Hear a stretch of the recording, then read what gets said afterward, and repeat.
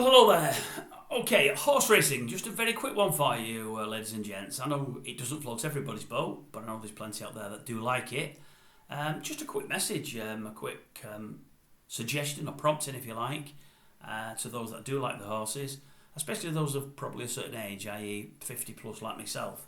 Although I wouldn't put anybody off reading this, I promise you. I read the Sporting Life most days. It used to be a paper, I think it's now online.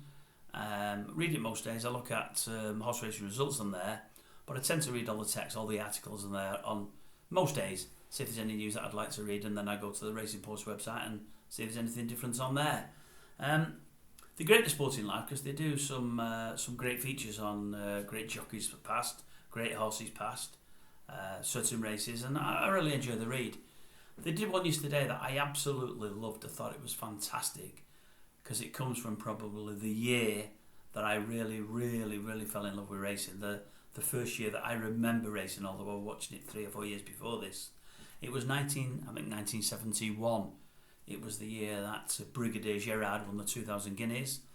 In opposition that day was a horse from France called My Swallow, who was the champion French horse, and another one from Great Britain called Mill Reef, who was my favourite horse of all time, as it turns out, until Frankel more recently.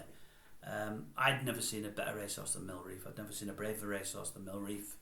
The Brigadier did beat it that day in the 2,000 guineas. They never met again, although there was supposed to be the 4-year-old careers. Mill Reef unfortunately sustained a career-threatening injury. Should have been life-threatening really, but the bravery of the horse got it through.